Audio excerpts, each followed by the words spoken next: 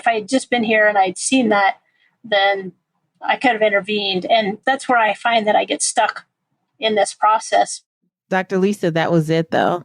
It was the if I had just been here. That one belief, that one phrase is what's making it difficult.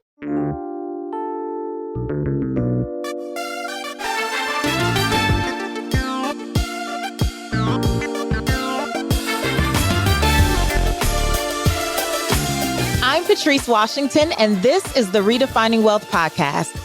Each month for the remainder of this season, I'm coaching a purpose chaser from this community who has a vision they want to accomplish, a challenge they want to overcome, or some blend of the two. As their thinking partner, you'll hear me guide them to more clarity through asking thought-provoking questions and providing practical and sometimes spiritual insights to support them on their path to redefining wealth authentically. My hope is that as they evolve, you take and apply anything that could support you and evolve too. So let's dive in. Are you in a season where you feel a pivot calling you? Do you battle with the emotional toll of perfectionism, even though you desire progress in your professional or personal life? Have you built a life that puts a lot of demand on you financially, so sometimes it does genuinely feel like there is no way out? I want you to sit with those questions and be radically honest with yourself as you listen to this coaching session with Dr. Lisa. Dr. Lisa is a seasoned surgeon with 23 years under her belt, but she's ready for a career pivot to better express her innovative side and to spend more time with her family. She's finding it tough to juggle the demands of running her practice and the sheer energy needed to be a surgeon. She dreams of impacting people in new ways and prioritizing her own needs. However, financial obligations and figuring out a strategic exit plan are big hurdles. Plus, we talk about how perfectionism is really weighing her down and why that is a block to new purpose in her life. Take a listen to my conversation with one of my Pillar Mastery graduates, Dr. Lisa. Hey, Dr. Lisa. Hey, good morning. How are you? I'm well. How are you? I guess it's good afternoon for you. We're on different time zones today. It's okay. I got you. So why are we here? Oh, so many things. So many things. I really feel like I'm really trying to find a pivot place for me in my career. I've done so many things and I've been so blessed and so thankful for I've a lot of gifts and have been able to have a very long-standing business for 23 years in medicine as a surgeon. And I just feel like there's a little bit more and I'm not sure how to direct that. And certainly there are financial obligations that are tied with that, owning a business. And actually I own several businesses and dealing with all of the leadership roles, all of the financial requirements, managing, and also just the tremendous amount of energy that it takes to be a good surgeon and be available to all people all the time. And just trying to find a new place for me to be able to express my innovative talents, which that's one of my passions. I love to innovate, but also be available for my family. My wife is a surgeon. Our son is now in college. And, you know, he's only known two moms that are working all the time. And we always joke that we all have to leave the country to spend time together and have time together, quality time, without one of us having practice demands. Yeah. Wow. So 23 years as a surgeon. Is it letting go of being a surgeon that you are struggling with, or is it more so the management of the practice? I feel like it's the management of the practice. I care a lot about my patients, and when I go out, I don't identify myself as a surgeon, especially because I'm a plastic surgeon. It typically, people love to know plastic surgeons. And so the whole air of an evening just goes right into plastic surgery, which is like I'm off. And so I don't really want to be on. So that's not something that I identify. I do that and that's my job. But I have so many other things that I do as well. So I think it's more, I want to be impacting people in a way that's innovative, but also I really need to start impacting me, because I feel like we have been trained as surgeons to physically, emotionally, and mentally deprive ourselves of the basic human needs, right? I do an 8-hour cancer surgery and I don't eat, I don't go to the bathroom, I don't break, I don't sit or change or leave. It's just you go in and you do what you need to do. And we have to emotionally separate completely from what we're doing, right, in order to be able to do this very difficult task. But I would like to have a lot more authenticity to me and my needs. And I need to have a team that values that. And not necessarily my surgery team here in my office, but just in general, the respect for physicians and physician needs. We're in a crisis of burnout throughout medicine. And so trying to find a place that I can get to where it's okay if I'm sick. I've operated with double pneumonia. I've operated post-surgery. 2 years ago, I crashed skiing and I had a head injury with a concussion and a bunch of broken ribs. And I was operating a couple days later. And that's the expectation. And I'd like to have different expectations of me. I'd like to be expected to be a human being first. Absolutely. So then it sounds like to me, it's imperative that you pivot. It's not even like a desire anymore. It seems like your soul is making a demand on you and it's manifesting in multiple ways in your life. Right. And it's interesting because when you talk about, the pebble and then the rock and then the boulder, I've had a boulder and then recovered from it, but I feel like there's another boulder and I'm just waiting. Like, I don't want to deal with the boulder. Yeah. So you know that it's time to do something different. Why haven't you? There are multiple things in play. I think the biggest thing that concerns me, financially, as a practice owner, in medicine, you do a lot of education. I walked out of my residency and I could replant a hand, and that was very simple. I had no business training, right? And then I was put into a business setting. I have managed this business for years, and it basically is my retirement. So I will need to sell it in some form in order to bring value back out to me to be able to have some retirement. Most people have retirements that they've had with their jobs for years and pensions. And as you know, as a business owner, I mean, I've been through multiple recessions now. My second day of practice was 9/11, so I started my business in a collapse economically. So, and then of course, 2008, we made it through that and had to pivot with that as well. And certainly every election year, we know business is fluctuating quite a bit too. And we're in that now. So trying to be able to do a thoughtful pivot where this wonderful practice that I have built can live on and everyone can still be well taken care of. I can be well taken care of. And maybe I stay in medicine. Maybe I don't have lots of interests and do lots of things. It would be really great to be able to do something perhaps in medicine that doesn't require all this extra stuff. And innovate, because that's certainly a passion that I have. I always joke that there's some people who are afraid to step out of the box, and I'm afraid to be put in the box. As evidenced by this cute hair that we have going on here. Yeah, this is my fun summer hair.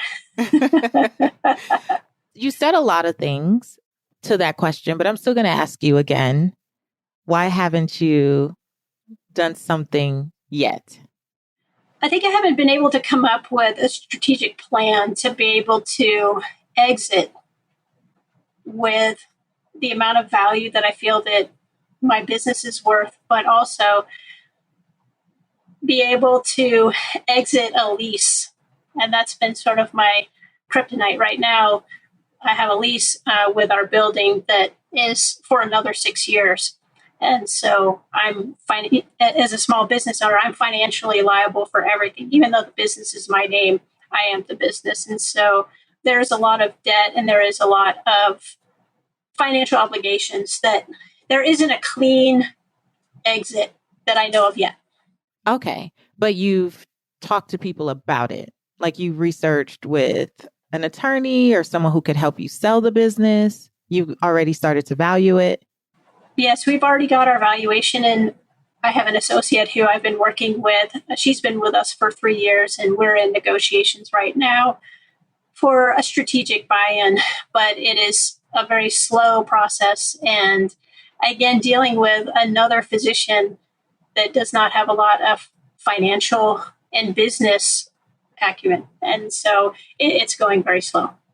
I joke and I always say, like, if you want to buy me out, I'm happy to. I'll sign the lease over. I'll sign all the other equipment over, and I'll stay on as, a consultant.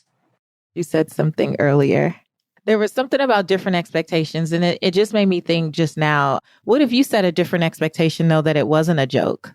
Like you say, I say it as a joke if you want to buy me out, but what if it weren't a joke? What would have to happen in order for that to actually take place sooner than 6 years from now? I say it jokingly, but I have had that direct conversation, and she is a little bit taken aback by that. And I think that she understands that she's going to need help. And so I think she's afraid to step into this role, which I did 23 years ago, right? And I walked out. Basically, she's at least had 3 years of being in a practice to see how the practice is run. But, it's very daunting. But with no business training at all, to come in and step into a well-running business. What if you were willing to lose the idea that it had to be sold to her? Well, it's interesting that you say that, because this process has had some roadblocks, and I've had conversations with my leadership team and said, I feel like the universe is putting a roadblock here potentially for a reason, and maybe this is not where I need to be looking. I feel like the universe keeps saying no, and at these very important moments where we need to be hitting strides and we need to be hitting certain accomplishments to make this happen, and it keeps getting roadblocked. And so I would say that's a conversation we've just had regarding that. And so, yes, it is. It doesn't have to go to this person. It can go to anyone, really. And that I have not pursued, because that's really kind of almost the here and now where we've processed and come to. Yeah. It's the forcing, the pushing, the striving. And I really do believe, I'm not saying that, what are the sayings that people always say? Oh, nothing worth having doesn't take work, and all, like, all of the things that I don't even know how to say it because I don't believe it. But I believe that when you're in flow, things come with ease. And sometimes when we are forcing and trying to push a certain narrative, we do keep hitting these roadblocks that just reinforce what we already believe, which for you, one of the original things you said is that everything is on you and everything always depends on you. And so it seems like by holding on to that idea, it just kind of reinforces this thought that you have to be in the midst and mix of everything, which is not necessarily true. You can choose something different. Well, I think one of the key things that I really feel has been part of that is holding on to perfectionism. And that if I don't do it, it's not going to be done right. And ultimately, at the end, it all funnels down to me. So when there's a problem, right, with a business owner, if it's not working, you don't get paid. And everyone is okay with that because they're getting their paycheck and they're going home, but you're managing this business and you're having this whole conversation with yourself like, I'm running this whole thing and I'm not getting paid. That comes and goes in a business. So I think that trying to let people do what they do and beginning to have the mindset of it's not going to be perfect and do the best you can with all the things that you have. Maybe that's the direction and that's the journey in all of this. I appreciate Patrice Buckner Jackson. I really appreciate her because I feel like love her. I love her so much. And I feel like she and I are like on this parallel course. She's just a lot further ahead than I am. And, on her talk that was on Redefining Wealth, it was like she was talking to me. And, she talks about sloppy progress. And that's something that like makes me cringe to say, because everything has got to be exactly how it needs to be. And really trying to step back, and maybe the whole process and the journey is what I'm supposed to be doing. And the goal I'll get there, whatever that's supposed to be. And I feel like that's probably been my problem. I don't have a goal, and I'm always very goal oriented. And once I figure out what I want, then I just go get it, because that's how I am. But I don't have the goal, and that's bothering me probably more than anything. So that's really the root, though, because when I kept asking you, so why haven't you done it? It's really that you're not clear on the next iteration of who Lisa is. It's the vision. It's the vision. Okay. So when we talk about what you envision, what's the first thing that comes to mind for you? Costa Rica. Pura vida. Pura vida. What about Costa Rica? Well, Costa Rica is my love, and I have been going there since, I think it's 97 was the first time that I went, and have been going back year after year. And everything about that is, it's a slower pace. It's all good. It's all good. No worries. And everyone is so kind and so generous. And we joke, there's Costa Rican time, because not many things happen quickly.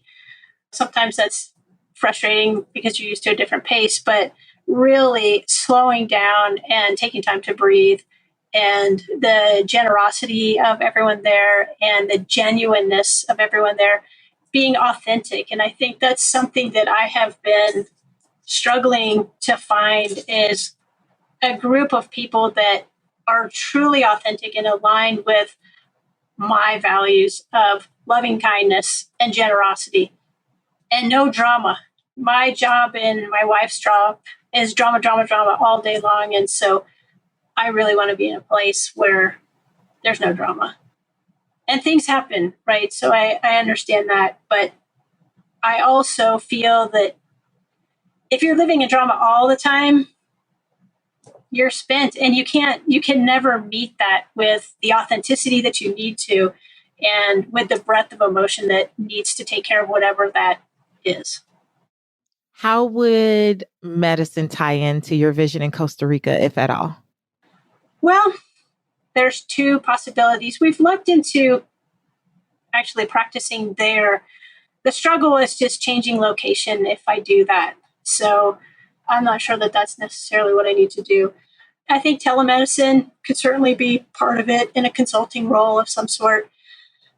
I could work with device companies. I certainly do consult with them already.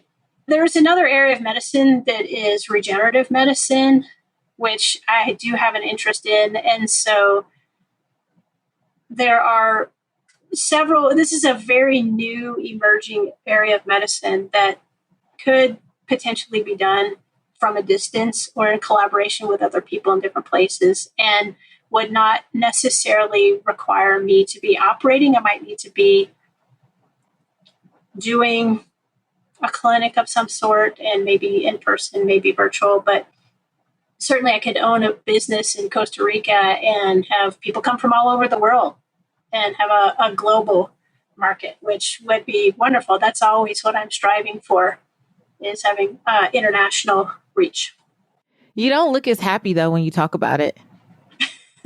Well, I mean, what makes me happy is being with my family and being on the ocean, diving, certainly being underwater, being with my camera. My dive team always is like, oh no, she's got the camera underwater. We'll never see her again. Dr. Lisa, just for the audience, you've mentioned it a couple times, but I think that you are so fascinating. I mean, every time I talk to you or read one of your comments in the Institute, I'm like, this lady does everything. So what are the things? So we've heard diving, we've heard skiing, hiking. I don't think you've mentioned race car driving yet.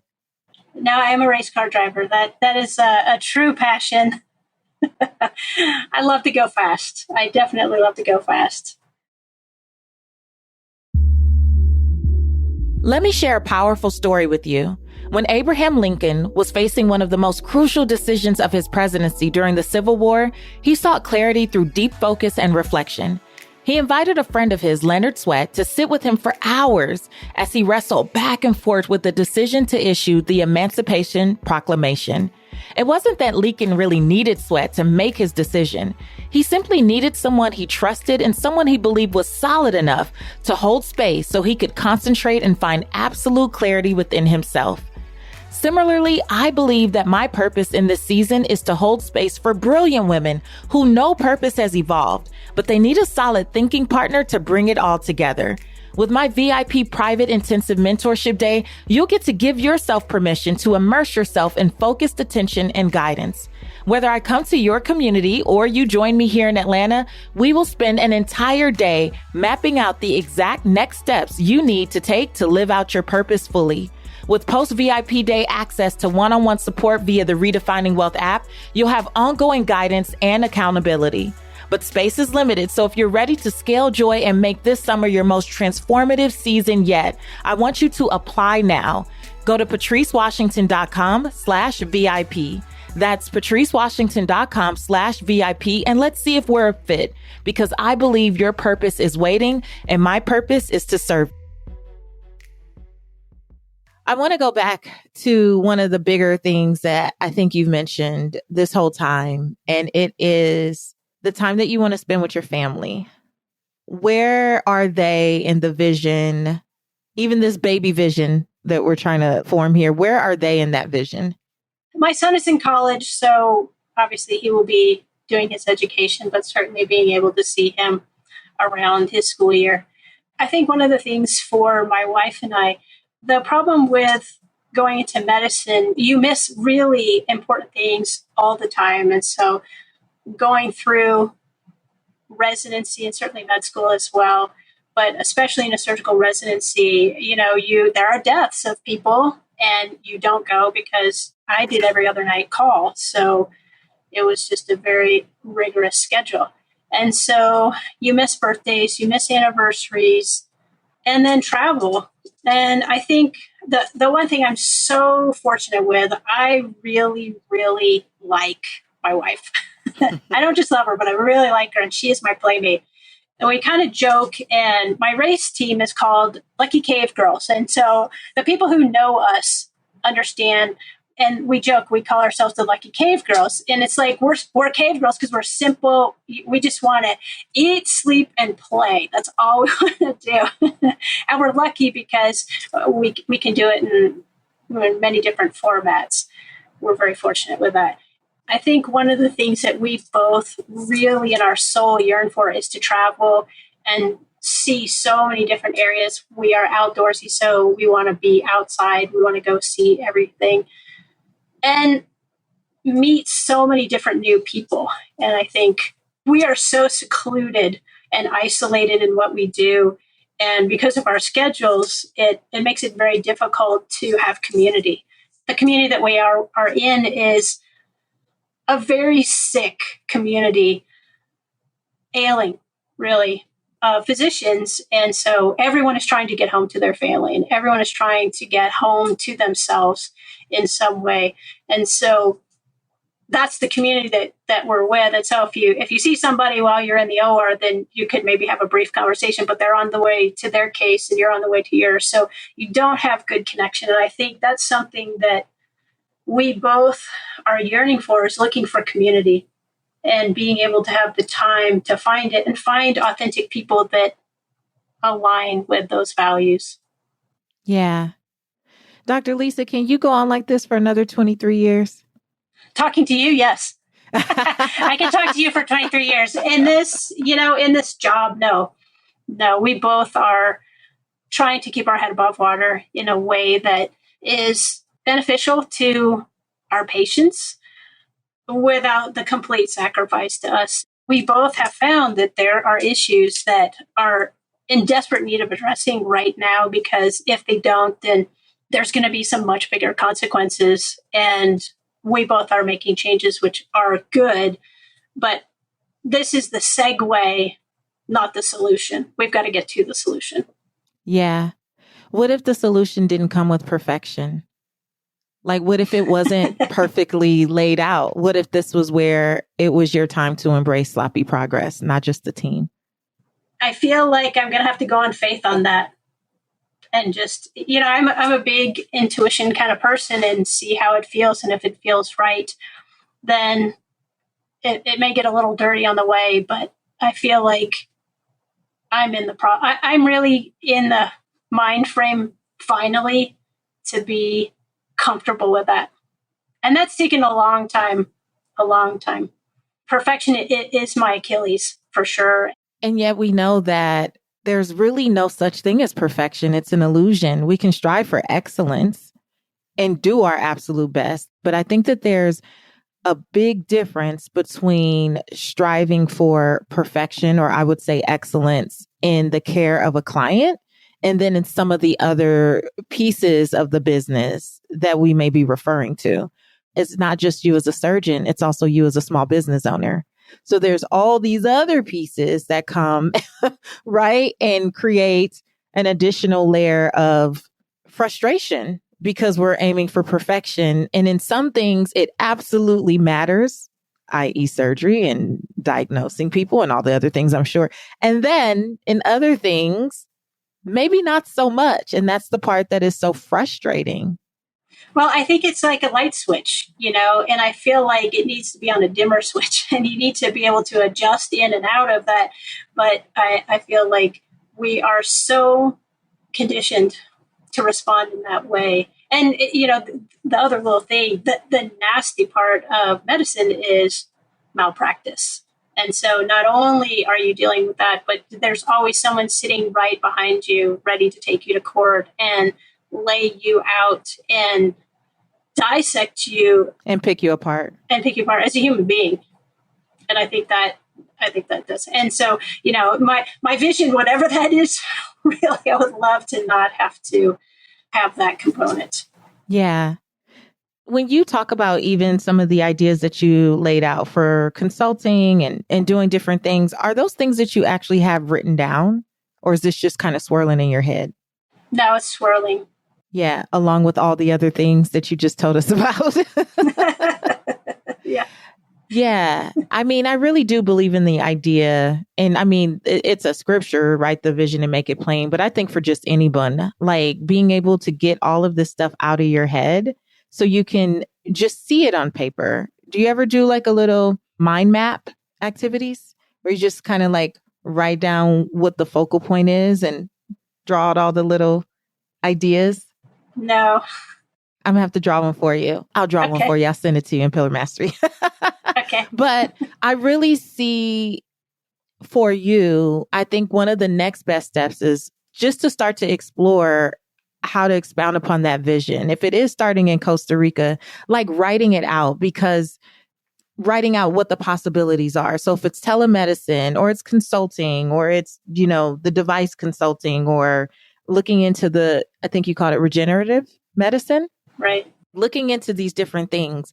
You and I were talking about kind of abundance, but also the idea of attracting things to us before we started recording. And the more you start to, I don't feel like you have to have the entire thing mapped out to take a next best step. And you already know that because you're very intuitive. And that's how you've been able to do all the things you've already done.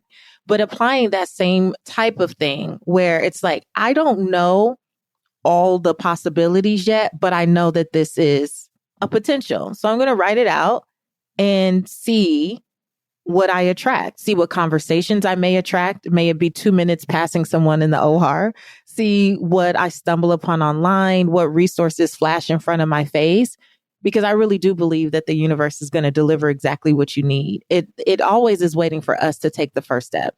It's always waiting for us to decide enough is enough, and or I'm ready to move.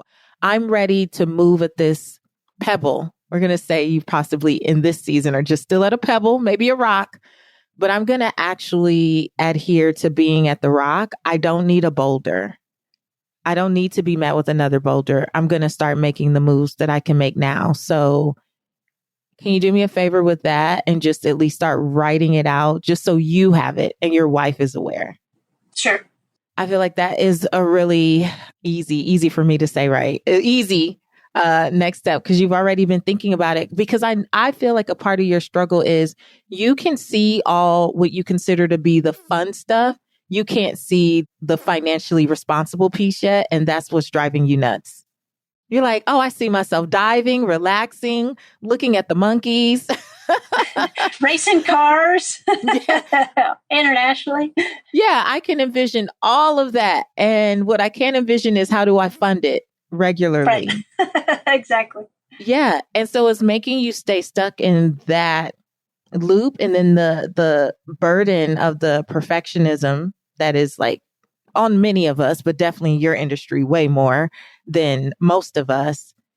It's like if I don't see the perfect next 10 steps and I don't see where those steps are taking me, I'm just going to sit here in this loop. And for someone who's been so adventurous and has accomplished so much, I know that this is exhausting for you. I would say that's probably been the hardest part, is just not having a direction. This is where, as a coach, I get to just hold belief for you until you catch up. Okay. I believe that you already have a direction. It's clouded by the perfectionism of having everything mapped out, as opposed to trusting, as you said, you told your team recently, sloppy progress, that if you trust the next step, the one after and the one after and the one after will keep unfolding. Right.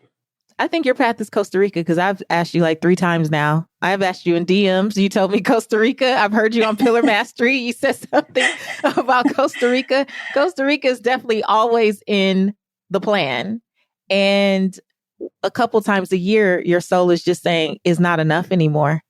That was just to get your palate wet. But that's right. It's not enough anymore. It's not enough for you to keep prioritizing and choosing everything and everyone else but you. I'm going to say something radical, and you may not agree with me today, okay, but I know that I'll talk to you again anyway. So one day, what is the possibility of you spending an extended amount of time in Costa Rica? Not full time, but what's the longest you've ever been there? 2 weeks. What could it look like if you took 4 weeks? What would have to happen? I think I'd have to be sure that the business would run well. Right now, as a surgeon, I am the service. So I would have to have a little cushion financially to be able to step away and have the rest of the team moving along. My team would suggest that I take them with them. We all go to Costa Rica. Right. I don't know. I've never had... I have a vacation coming up at the end of this month and going to Bali for 3 weeks. And I've never taken a vacation that long ever. And I'm so excited to go. And I'm very nervous about it as a business owner. Lisa, the person, can barely stand it to wait. I'm so excited to go. But Lisa, the business owner, I'm concerned, like, what's going to happen while I'm gone, and what's the revenue going to do, and how's everything going to move along. And this is because you don't have another surgeon supporting it. Well, I do have one that is there, but the practice has obligations of a 2-surgeon practice. And when one surgeon's not there, the other surgeon certainly will pick up for it. It's our slow time. And so that's been very strategically thought out to do it during that time. But really just trying to make sure that business moves without me being here. And if it does, then my real worry is that I don't come back. Because if I can see that I can do it that way, then maybe I stay. What would it take for business to move without you being there? Because it doesn't sound like to me you're referring to just performing the surgery physically. Are you referring to other parts of the business that get kind of stuck if you're not around to give direction? Well, I am the CEO, so making sure that the finances are really thoughtfully applied, and being able to look at income as well as expenditures. As every business owner, we're always trying to minimize expenses and maximize revenue. And can that be done? And in some cases, there has been significant missed opportunities and significant missed needs that weren't addressed early that really ended up in significant financial issues to us and other issues. And it's like, God, if I had just been here and I'd seen that, then I could have intervened. And that's where I find that I get stuck in this process. Dr. Lisa, that was it though. It was the, if I had just been here. That one belief, that one phrase is what's making it difficult for you to envision you being able to step away more and have more of that time. What if that was replaced with something other than if I would have just been here? Could it have been if I had just a different process in place, or if I would have trained differently, or if I hired a better person for that role? Right. Yeah, it's interesting because I'm reading this book, Buy Back Your Time, and I'm enjoying it because it really is hire out. And it's a very different, I'm trying to change my mindset and come away with, I just need to hire that. Yeah, because as you described it, if this is taking a physical, mental, emotional, spiritual toll on you, it's like you're a ticking time bomb. You're just waiting for the next boulder. Right. And you've been able to bounce back from the boulders of past. We're not always guaranteed to bounce back from the boulders. Right. And we definitely don't get to decide the timeline or the time frame necessarily of the bounce back if we can. Or when the boulder hits. Or when the boulder hits. It's never convenient. It's not on our watch. We wouldn't even schedule for a boulder, right? That's not anything that any of us are looking forward to. But that one limiting belief that if only I were there, I have to be there, is a part of that. No one can do it better than me. Perfectionism that keeps us stuck. Right. And then it blocks us from the vision. The vision is there. It's just hazy because of all these other ideas, thoughts, unsupportive beliefs that are kind of making it fuzzy. But the vision is there. I gotta just start clearing up the stuff in front of it. The Institute for Redefining Wealth offers a 12-month journey to help you redefine wealth using our unique yet proven framework for financial wellness. We'll be your accountability partner, providing clear success paths, resources, and motivation to keep you on track as you work toward your professional and financial goals. Join me along with purpose chasers from all around the world as we level up pillar by pillar to achieve the lives we say we desire. It all begins with a 30-day authentic alignment audit to identify areas of your life that just may be out of sync with your goals. You'll gain access to in-depth training modules, categorized podcast selections, monthly pillar themes, and challenges with cash and prize giveaways, as well as a resource library tailored to your chosen membership level. For more details, visit redefiningwealth.institute. That's redefiningwealth.institute. I can't wait to see you there. So I would love for us to just start with number one, doing a brain dump of the possibilities for Costa Rica. So the fun vision that we have of Costa Rica, yes. But what about the side of it that would allow you to still be your financially responsible self on the other side? So what does it look like to spend some of those days, or a few hours during some of those days doing something that allows you to still create income that feels good for you and allows you to still use your gifts and your experience and your talent without burning out? So doing those things virtually, possibly. So that's number one. Number two, I would love for you to look at the calendar for 2025 and just choose 4 weeks that you're going to be in Costa Rica. We can move things later, but just choose, because that sets the intention in place that you are going to commit to doing what you need to do to create the space for that. So whether that you have to plan or prepare financially or physically by getting your team together or any number of things, whatever you could be doing to plan towards that, let's act like it's a real thing and just put 4 weeks on the calendar. You can move it up or down later, but let's just block it. And you can send me a screenshot of that. Thank you. number number 2. And then number 3, definitely, I'm glad you're already reading that book, Buy Back Your Time.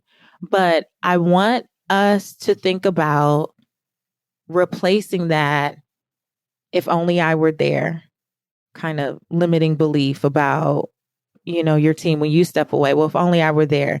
So that limiting belief that perpetuates the perfectionism, perpetuates the, oh, all the demands are on me. Everything has to fall to me. Even some of your language around, well, as a business owner, yeah, there's a lot of ways to run a business. You're making that the way a business owner has to run the business. And you actually have the power to choose. And you actually have the power to redefine what this looks like for you. So this is where kind of dreaming a new dream comes into place, or imagining something different. I want us to, instead of that line about, well, if only I were there, what could we replace that with? If we replaced it with, if only I hired for that role.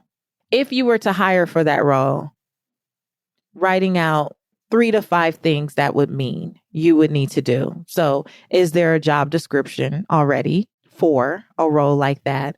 Do you already have some of the back end things necessary? Sounds like you do a lot of documentation anyway. I'm sure you guys have to, in terms of SOPs or, any of those things. But what are the things that would give you comfort if you were to find? And then also, outside of a role, literally, what does that person look like? Who would they have to be in order for you to trust that you could step away and the business wouldn't burn to hell?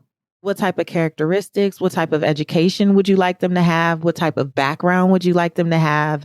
What type of attitude would you like them to have? Because this is your baby, and you're very passionate, and you're also very soul and spirit led. Like, I mean, obviously, I think that's why you were attracted to me, right? It's like a energy. You want people to be generous around you. You want people to be kind hearted. Like, you're just a good, loving person. You describe loving kindness as one of your values, right? So obviously, for you to entrust your baby to someone, it wouldn't even matter how well versed they were with spreadsheets. You also want them to have the right spirit. So say that all out. We need spreadsheets and spirit. Let's do it, right? So I want us to start there, and then also just want us to consider being willing to lose how you thought exiting the practice would have to look in this season. And it's not even that you need to do much. I don't have necessarily an exercise. It's an energy. It's just a hands off. You sent me a message about when you were in Costa Rica, and you're just kind of looking up, and it was a beautiful moment that was really powerful for you. This is one of those. And I feel like when you are in that moment, you will know. But when you have that moment again, this is the thing that I want you to kind of put your hands up and release. It's just, I'm releasing the idea. As much as I like this young lady, I also can trust that whatever conversations or whatever mentorship or working together we've done, maybe this season was for that. And that's okay. Even if that were my initial idea, thought, desire, it's okay for that to shift. I just release. I'm willing to lose the idea, which means I'm willing to lose the attachment so that the actual result can flow in. Because when it flows, you're not going to have to force anything. And I just believe something miraculous is about to happen on your behalf. I think it's been tied up in your energy of feeling like it had to all be you. But that's just my belief. I'm just going to hold that for you. Are you going to do your work? I'm going to do my work. I have my list. You have your list? She was really taking notes, guys. She's going to do her work. I believe it. She still has to see me in Pillar Mastery. So I think I'm really excited for you. I really am. And I'm really grateful to be able to watch this unfold alongside you. I can't imagine, first of all, doing anything for 23 years. God bless you. Like, that's so cool.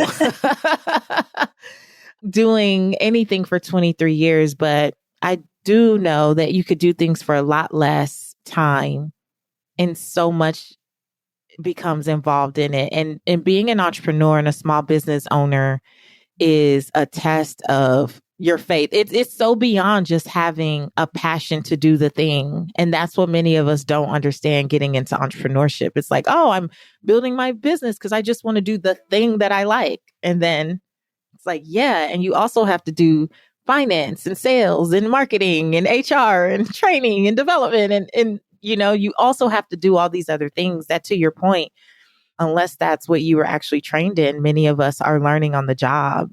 And for the most part, learn just enough to keep us afloat, but not enough to actually propel us into the next iteration of our future. So being able to exit the business too is not something that we're even taught to think about. So this is a big undertaking.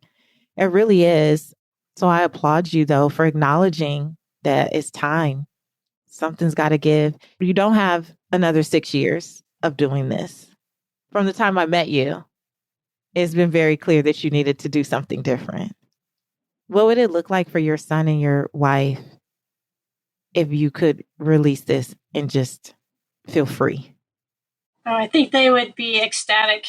I want to talk to your wife. I think she would say more than ecstatic.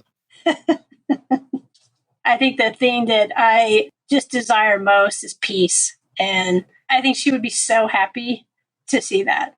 So would I. I was going to say, and wouldn't you? Yeah. Well, peace is on the way, my friend. I believe it's coming. You're being very intentional about getting there. And I'm excited to see how it unfolds with you. I really do believe something miraculous is going to happen. You just have to release. Well, I appreciate you for being here, for sharing with us. Thank you for spending your time today. Okay. I hope that you take away a lot from this episode. I want to give you 3 things to consider for yourself. The first thing is embrace imperfect progress. If you've been around me for any length of time, you know that I love me some sloppy progress, right? And the reality is, for many of us who want to pivot purposefully, perfectionism can be a barrier. And so we want to focus on progress, not perfectionism. Of course, Dr. Lisa is a doctor, and there are definitely ways in which she needs to show up in excellence, but we need to know when and where that is true and when that's real. So for us, those of us who are not doctors, also setting realistic goals and then being able to celebrate those small wins allow us to embrace the journey and embrace the progress. This is a shift in mindset that I believe will reduce stress and increase overall satisfaction with both your professional and personal endeavors. The second thing that I think we can all take away here is delegation and hiring strategically.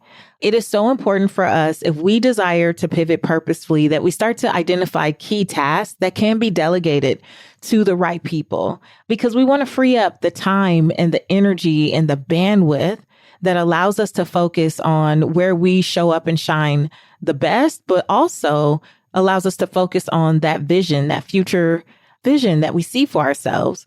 So just start by listing responsibilities that you currently manage, and then really being honest about which ones must be done by you and what are things that could technically be assigned to others. And then just keep documenting the process of what you're doing so that you can show someone else how to do it. I will say, for a little update, because this episode is actually launching about a month behind when I originally thought it would, I have heard from Dr. Lisa in the Redefining Wealth app. She DM'd me, and she is already making progress in this area. So shout out to Dr. Lisa for implementing swiftly. That's my kind of girl. And last thing I would say to consider, never, ever forget to dream a new dream, to envision a new plan, a new purpose for your future. It is imperative that you take time to reflect and to clearly clarify what your long-term vision is for you in this season. You really want to take time to write down, when you close your eyes and think about what you're doing 2 years from now, 5 years from now, 10 years from now? What do you see for yourself? Allow that vision to steer you in that direction. Allow that vision to put a demand on your creativity, to put a demand on your resourcefulness, to lead you to ask better questions, because ultimately asking better questions is how we change the quality of our lives. And so developing that strategic plan is really going to come from, what do you see for yourself first and foremost? That will determine the action steps that produce that sloppy progress we talked about before. So I really hope this episode is a blessing to you. Again, shout out to Dr. Lisa. Love you. Appreciate you so much. Thank you for allowing your journey to be something that we can all learn from.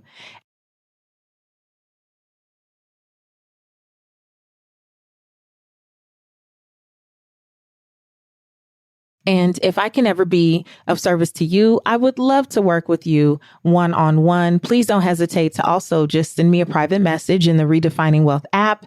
Tell me what you're up to, what you desire to do in this next season of your life. And I am happy to share some insights about how I might be able to support you in private mentorship.